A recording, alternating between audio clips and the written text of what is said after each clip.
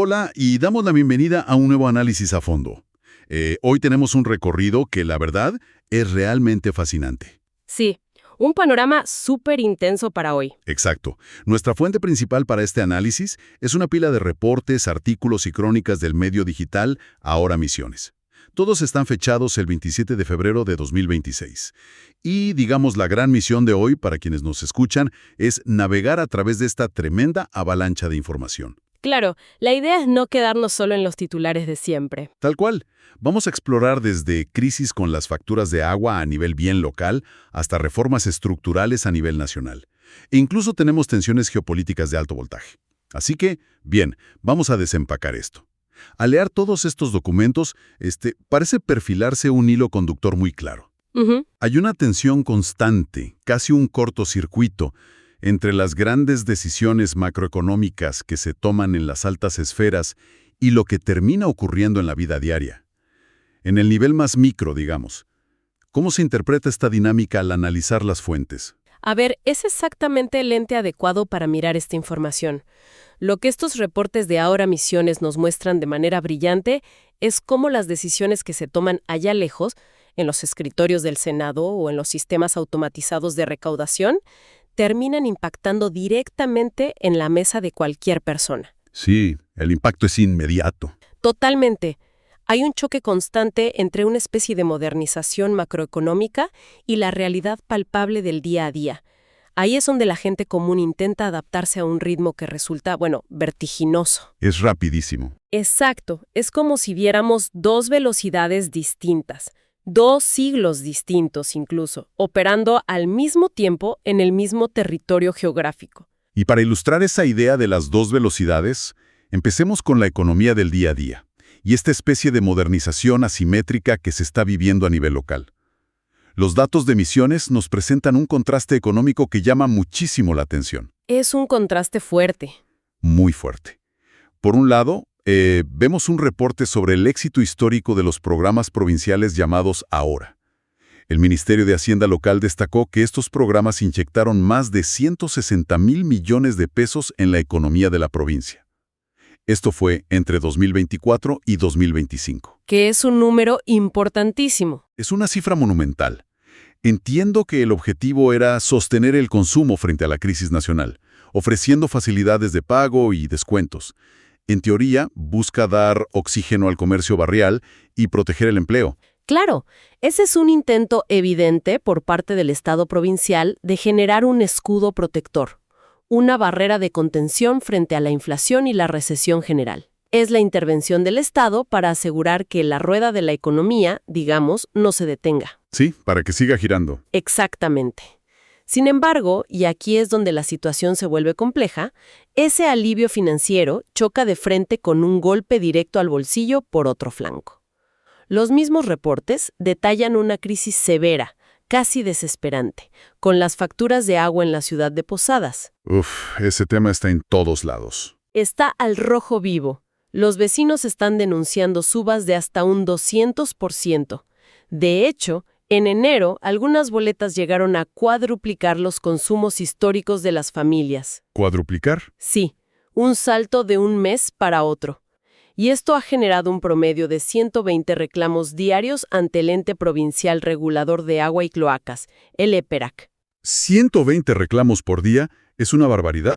Es que las familias argumentan que estas tarifas no son simplemente altas, sino directamente impagables, quebrando la economía familiar básica. Pero a ver, espera. Si el gobierno provincial acaba de inyectar 160,000 millones de pesos para ayudar a la gente a llegar a fin de mes, ¿cómo es que al mismo tiempo permiten que una empresa de servicios básicos cuadruplique las tarifas? Es la gran paradoja. No es una contradicción que anula el esfuerzo inicial.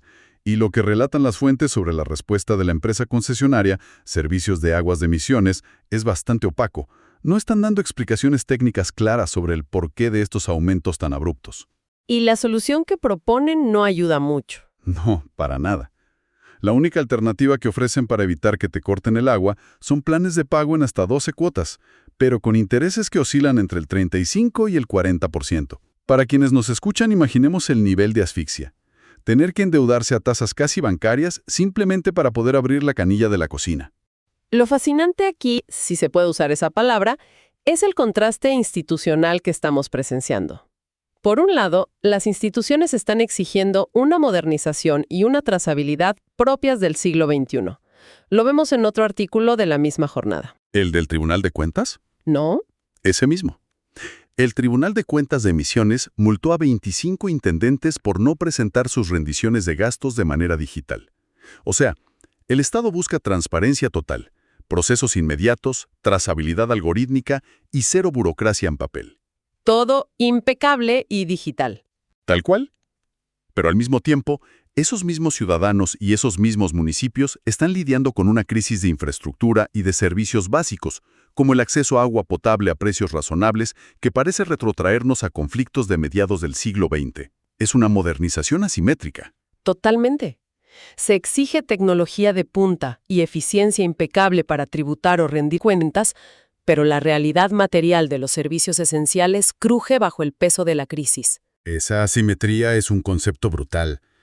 Y esa misma lógica de exprimir recursos y buscar nuevas fronteras económicas nos lleva de lleno al tablero nacional.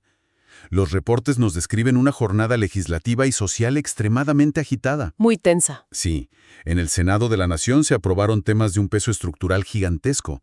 La reforma de la Ley de Glaciares y la ratificación del Acuerdo de Libre Comercio entre el Mercosur y la Unión Europea.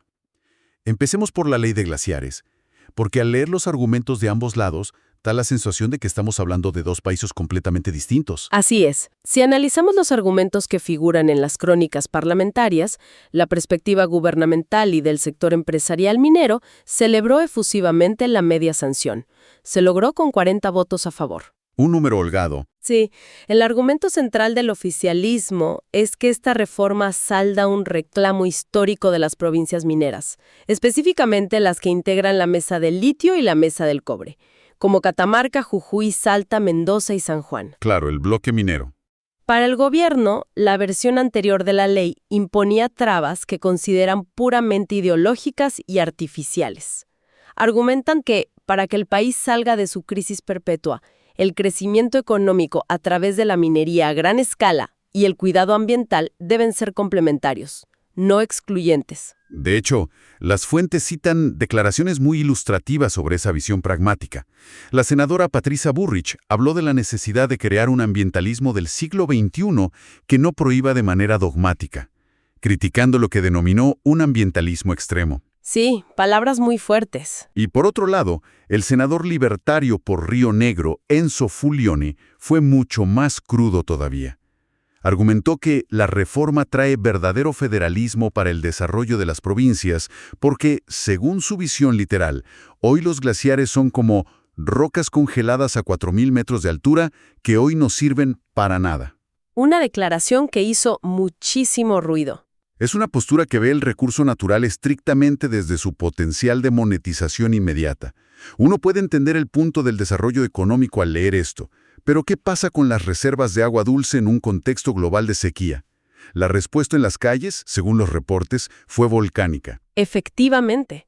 La calle y las organizaciones ambientales presentaron una resistencia feroz. La perspectiva ambientalista sostiene que modificar los límites técnicos de las áreas periglaciares achica drásticamente el escudo de protección de las reservas estratégicas de agua dulce. Todo para agilizar las inversiones. Según los ambientalistas, sí. Todo para permitir que las corporaciones mineras y de hidrocarburos operen más barato y con menos controles. Las protestas fueron muy intensas. Greenpeace, por ejemplo, montó una intervención muy gráfica. 12 de sus activistas saltaron las rejas del perímetro del Congreso vestidos de saco y corbata, emulando a los legisladores y empresarios. Y se sentaron en inodoros ahí mismo. Se sentaron en inodoros instalados en las escalinatas. El mensaje de su bandera no dejaba lugar a dudas. Pedían a los senadores que, cito textual, no se cagaran en el agua. Y las cosas escalaron rápidamente a nivel de seguridad. Esto es clave para entender el clima social. La Policía Federal intervino y el saldo fue violento.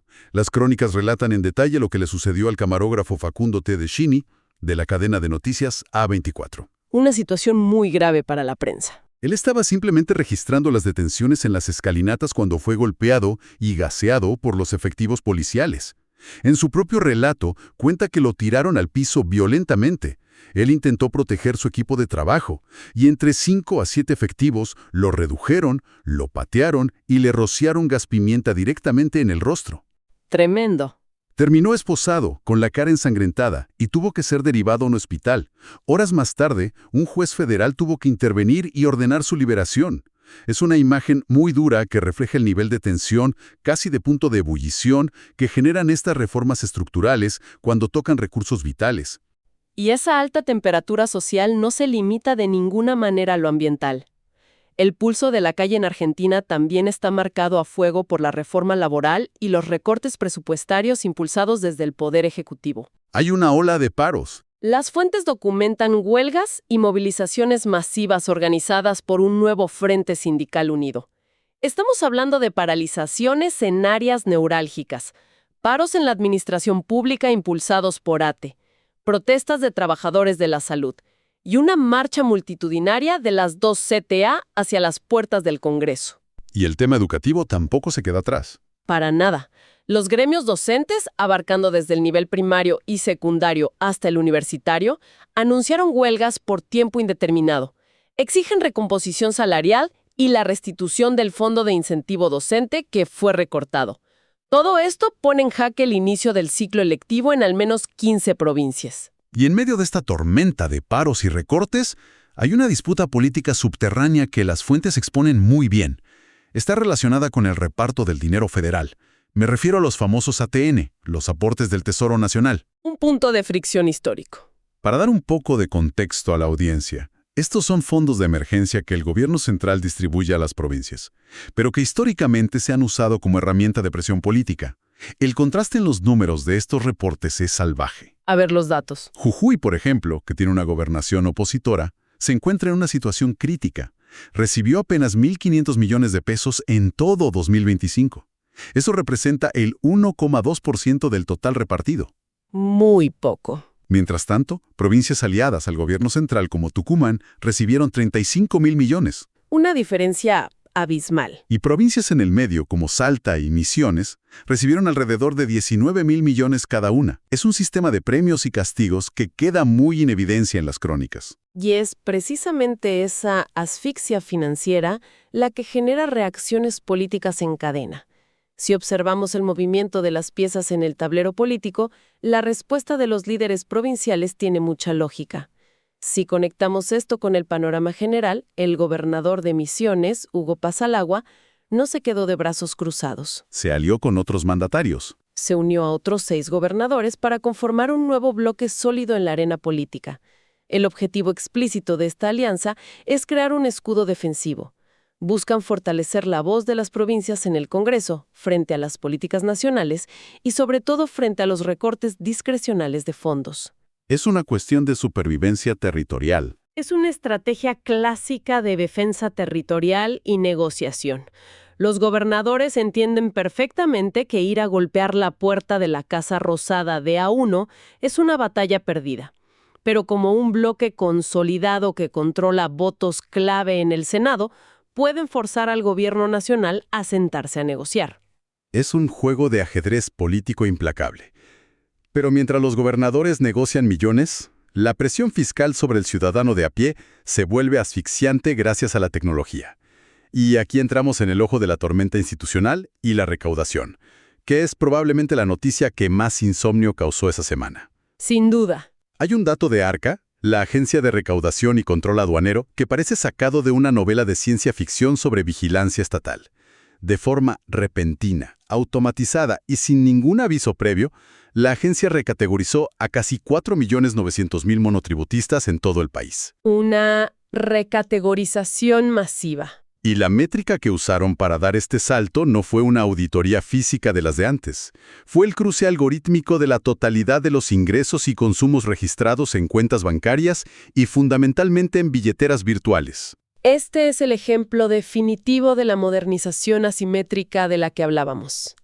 El monotributo fue diseñado originalmente como un régimen tributario simplificado para pequeños contribuyentes, pero el Estado ha cruzado una frontera tecnológica irreversible. Ya tienen todo monitoreado. Al succionar y procesar los datos masivos de las billeteras virtuales, que hoy en día se utilizan para todo, desde comprar un kilo de pan en la esquina hasta pagar al plomero, la agencia de recaudación obtiene una radiografía milimétrica del flujo de dinero de cada ciudadano. De repente, la economía informal o los pequeños ahorros no declarados que circulaban por canales digitales son escrutados en tiempo real. Pero espera, ¿estamos diciendo que por usar una aplicación en el celular para cobrar un trabajo ocasional o recibir un pago familiar, el algoritmo de Arca asume que la persona tiene un nivel de ingresos de alta rentabilidad? Porque el salto en los montos es astronómico. Es altísimo. Los reportes indican que un trabajador independiente que pagaba una cuota mensual de 40,000 pesos podría pasar de la noche a la mañana a pagar 570,000 pesos mensuales. Eso destruye cualquier margen de ganancia de un pequeño comerciante. Exactamente. El algoritmo no discrimina si ese movimiento de dinero en la billetera virtual fue una venta neta con gran margen de ganancia o simplemente el pago de insumos a precio de costo influenciado por la inflación.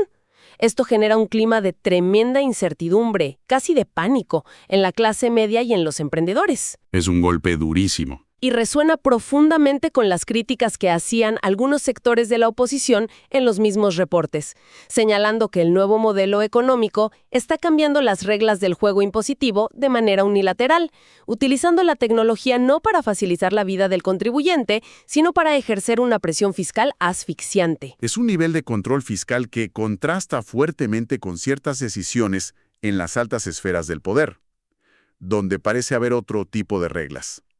Porque en medio de esta reestructuración económica que exprime a los pequeños comerciantes, hubo movimientos políticos y judiciales sumamente polémicos ese mismo día. Que marcan las fuentes sobre eso. A nivel diplomático, por ejemplo, el Senado aprobó el nombramiento de Fernando Iglesias, a quien las fuentes describen irónicamente como profesor de vóley, como el nuevo embajador plenipotenciario argentino en Bélgica y ante la Unión Europea. Un nombramiento que generó debate. Generó chispas, especialmente por la durísima objeción del senador Carambia de Santa Cruz, quien advirtió en el recinto que Iglesias generaría un desastre diplomático, tachándolo literalmente de pedante, delirante y soberbio. Palabras que quedaron en el acta. Y por el lado judicial, la Corte Suprema de Justicia emitió una orden de alto impacto: reactivar la investigación contra el jefe de gobierno porteño Jorge Macri por presunto lavado de dinero. El caso investiga la triangulación de fondos para la compra de un lujoso departamento en Miami por más de $400,000, y esto viene desde el año 2001. Todo esto dibuja un panorama institucional sumamente denso y contradictorio. Por un lado, reformas legislativas que habilitan el extractivismo, presión fiscal digitalizada sobre millones de trabajadores independientes y un clima de protesta en las calles. Y por el otro, Por otro lado, nombramientos diplomáticos cuestionables y causas de presunto lavado de dinero en la élite política que tardan décadas en resolverse. Es un tablero donde las fichas del poder se mueven con impunidad relativa, mientras las consecuencias materiales para la población general son inmediatas y punitivas. esa sensación de asfixia económica y de fricción institucional se vuelve literal cuando miramos el entorno natural. Porque la naturaleza también está pagando una factura elevadísima. Aquí es donde se pone realmente interesante analizar la intersección entre clima y supervivencia. El clima es un factor crítico en estos reportes. Totalmente. El pronóstico del tiempo en Misiones hablaba de jornadas soleadas, pero el reverso de ese clima supuestamente agradable son temperaturas máximas sostenidas de 37 grados centígrados y la declaración formal de la emergencia ígnea en toda la provincia. 37 grados es muchísimo. Las autoridades forestales reportan que están combatiendo hasta 15 focos de incendios diarios, principalmente de pastizales y zonas rurales. Es una situación de estrés ambiental extremo. 15 incendios diarios demandan un desgaste operativo enorme de los recursos provinciales, de los aviones hidrantes, los bomberos voluntarios y el personal de rescate. El calor sostenido no solo crea el escenario perfecto para el fuego, sino que somete a un estrés estructural a toda la infraestructura vial y eléctrica. Sin mencionar los riesgos de salud. Exacto. Multiplica los riesgos para cualquier persona que trabaje a la intemperie. Y precisamente hablando de los riesgos de trabajar bajo ese sol abrasador, los reportes mencionan un accidente gravísimo en la Ruta Nacional 14. Un camionero misionero perdió el control de su vehículo de carga pesada, volcó espectacularmente sobre la banquina y la cabina quedó completamente destrozada, con él atrapado en su interior entre los hierros retorcidos. Un verdadero milagro que haya sobrevivido.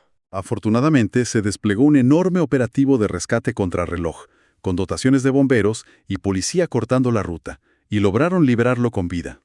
Al analizar el incidente, las autoridades viales mencionaron que las malas condiciones del asfalto por el calor extremo, el peso de la carga y muy probablemente la fatiga térmica del conductor pudieron ser los detonantes. Es la manifestación más cruda de cómo el clima impacta la cadena logística y la vida humana de forma directa. Y si ampliamos el foco y cruzamos las fronteras, el panorama climático y sociopolítico de la región no da ningún tipo de tregua en estas noticias. La región está convulsionada. Empecemos por el clima, porque mientras Misiones arde y sufre la sequía, en Brasil la situación es igualmente trágica, pero por el motivo diametralmente opuesto: el agua. Las lluvias en Brasil fueron históricas. Las inundaciones y deslizamientos de tierra en el estado de Minas Gerais, producto de precipitaciones que rompieron todos los récords históricos para el mes de febrero, ya han dejado un saldo oficial de al menos 59 personas muertas. Una tragedia absoluta. Hay imágenes dantescas en las crónicas de barrios enteros construidos en laderas inestables que quedaron sepultados bajo toneladas de lodo en ciudades como Juiz de Fora, obligando a miles a evacuar. Es el impacto del cambio climático manifestándose en su forma más destructiva. Castigando siempre de manera desproporcionada a las poblaciones más vulnerables que carecen de infraestructura resiliente. Es desolador. Pero desde Brasil también nos llega una noticia que marca un antes y un después en el ámbito de la justicia y los derechos humanos. El Supremo Tribunal Federal condenó finalmente a los autores intelectuales del femicidio de la concejal Marielle Franco y su chofer Anderson Gómez, un crimen mafioso ocurrido en 2018 en Río de Janeiro que paralizó al mundo entero. Un fallo muy esperado. Los hermanos Domingos y Chiquinho Brazaon, ambos con larguísimas trayectorias en altos cargos públicos y vínculos oscuros, recibieron sentencias abrumadoras de 76 años de prisión por organizar y financiar el asesinato. Es vital detenerse un momento en la fundamentación de esa sentencia, porque no se trata de un simple caso policial, sino de un hito político. El jurista Alexandre de Moraes fue quirúrgico al dictar el fallo. Señaló explícitamente que el móvil político del asesinato se combinó y potenció de forma directa con la misoginia, el racismo estructural y la discriminación de clase. Factores clave en este caso. Hay que recordar quién era Marielle Franco, una mujer negra, lesbiana, nacida en una favela, que desde su banca política se atrevió a desafiar e investigar los negocios multimillonarios de las milicias parapoliciales corruptas que controlan los territorios. Una amenaza directa al status quo. Como indicó el tribunal, su ejecución a tiros en plena calle fue un mensaje brutal. Un acto de terrorismo de Estado diseñado para silenciar cualquier disidencia. Que la justicia brasileña, aunque haya tardado años, haya logrado desmantelar esta red de impunidad que involucraba a expolicías, sicarios y políticos de altísimo rango, marca un precedente enorme para toda América Latina. Una resolución que demuestra que la impunidad a veces tiene fecha de caducidad. Y para cerrar este mapeo global, los reportes incluyen 2 flashes informativos que demuestran la altísima volatilidad de la región. En Bolivia se está viviendo una crisis institucional sin precedentes.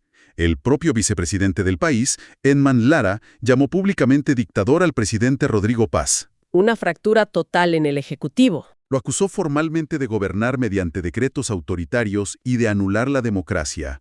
Todo esto en medio de un escándalo de corrupción gigantesco por la importación de combustible presuntamente contaminado. Y el otro flash internacional es igual de preocupante. Sí. Un poco más al norte, en Cuba, se registró un incidente internacional que podría escalar rápidamente. Una embarcación de bandera estadounidense ingresó ilegalmente a aguas territoriales cubanas y abrió fuego de manera directa. Los guardias fronterizos cubanos respondieron al ataque y el saldo fue de 4 tripulantes del bote muertos. Un enfrentamiento con armas de grueso calibre. Posteriormente, al registrar la embarcación, las autoridades incautaron fusiles de asalto de grado militar y explosivos. Obviamente se ha abierto una investigación internacional de altísimo perfil. El mundo claramente parece estar en constante ebullición, según esta recopilación de noticias. Es innegable. Desde las anomalías climáticas extremas que destruyen ciudades enteras, hasta las crisis de gobernabilidad, el auge de la violencia política y las tensiones fronterizas militarizadas. El contexto internacional actual es de una inestabilidad sistémica. Por eso, al procesar toda esta información, resulta casi instintivo buscar refugio. Bajar un poco a la realidad cercana. Es fundamental bajar la mirada de esos grandes conflictos macro y observar cómo las comunidades locales encuentran, frente a la adversidad, espacios concretos de resiliencia, empatía y respiro. Me parece el enfoque perfecto. Frente a la inestabilidad global, la resistencia comunitaria se vuelve un ancla, y es por eso que la información local de Misiones también nos trae historias que reconfortan y aligeran un poco la carga. Hay una crónica que está uniendo a toda la provincia. Sí, la del chiquito internado. El caso de un niño de 6 años, conocido cariñosamente como Huguito, que tras un grave accidente, finalmente se encuentra estable en el área de terapia intensiva. Su delicada situación ha generado una inmensa movilización de solidaridad genuina, con vecinos organizando colectas, mandando cadenas de apoyo y demostrando que, en momentos críticos donde el Estado o la economía fallan, la red comunitaria sigue siendo el soporte más firme. Esas iniciativas de base son las que realmente sostienen el tejido social. Y además, desde el lado de la reactivación económica barrial, se destaca el lanzamiento de un proyecto cultural muy hermoso llamado Ruta de Sabor con Historia. Una excelente propuesta. Es una iniciativa impulsada por pequeños emprendedores para promover la gastronomía regional a fondo, valorizando los ingredientes autóctonos y las historias generacionales detrás de cada receta, con el fin de atraer turismo interno y sostener los comercios de proximidad. Son mecanismos de supervivencia pura cuando las políticas macroeconómicas aprietan. Y por supuesto, no podemos obviar el fenómeno sociológico por excelencia en nuestra región, el deporte, que siempre funciona como ese gigantesco espacio de catarsis colectiva y descompresión social. Fundamental para el ánimo de la gente. Los reportes deportivos traen noticias que alteraron los ánimos de millones. A nivel internacional, el club argentino Lanús logró una verdadera proeza. Se consagró campeón de la Recopa Sudamericana en el escenario más intimidante posible, el mítico Estadio Maracaná en Río de Janeiro, ganándole 3-2 al poderoso Flamengo en un tiempo extra para el infarto. Una verdadera locura, el famoso Maracanazo reeditado. Y a nivel del torneo local, el torneo Apertura, los estadios presenciaron lo que se siente como el fin de una era histórica. River Plate le ganó 3-1 a Banfield en un partido que pasará a los libros. Porque fue el último de Gallardo. Exacto. Fue el último encuentro de Marcelo Gallardo como director técnico del equipo millonario. Una despedida marcada por la ovación y las lágrimas de miles de hinchas en las tribunas, cerrando definitivamente uno de los ciclos más exitosos e influyentes en la historia reciente del fútbol sudamericano. Un momento súper emotivo. Todo esto, por supuesto, conviviendo con la pasión visceral del fútbol de ascenso, que cada fin de semana mantiene a barrios enteros pegados a las radios antiguas o colgados de los alambrados. Así es, el fútbol sigue operando como ese gran nivelador, un catalizador de emociones primarias que, al menos por un par de horas del domingo, permite a la gente olvidar temporalmente las facturas de agua impagables, las notificaciones de impuestos digitales de Arca y la incertidumbre de si habrá clases o huelgas el día lunes. Entonces, al repasar toda esta información que leímos en las fuentes, surge la pregunta obligada. ¿Qué significa todo esto? Hemos recorrido un espectro inmenso, desde los gases lacrimógenos frente al Congreso por los glaciares, hasta la proeza de Lanús en Brasil, pasando por el algoritmo estatal que audita nuestras compras de pan y los incendios que arrasan los campos. Si hubiera que extraer una tesis central de este viaje a través de los reportes periodísticos, sería que estamos atravesando una época de hiperadaptación forzada. ¿Hiperadaptación? Un Estado nacional que avanza de forma implacable, con reformas laborales y habilitaciones extractivistas, buscando cambiar el modelo productivo, mientras al mismo tiempo despliega tecnología de punta para auditar cada centavo que se mueve en una billetera virtual. Todo a una velocidad tremenda. Por otro lado, la naturaleza nos pasa su propia factura, irrefutable. con sequías e incendios locales que contrastan con inundaciones apocalípticas en el país vecino. Y en medio de esto, las instituciones locales demandan burocracia digital instantánea del siglo XXI, mientras la infraestructura para proveer agua potable en ciudades como Posadas colapsa como si estuviéramos en el siglo pasado. La exigencia de adaptación sobre el ciudadano común ocurre a una velocidad vertiginosa, casi violenta. Es una síntesis escalofriante, pero muy precisa. Para la audiencia, al enfrentar este océano de información, es muy fácil sentirse abrumado o paralizado. Sin embargo, comprender estos patrones de fondo, ver cómo se conectan los puntos entre la macroeconomía y la vida diaria, es lo que permite posicionarse frente a la realidad no desde el pánico, sino desde la estrategia.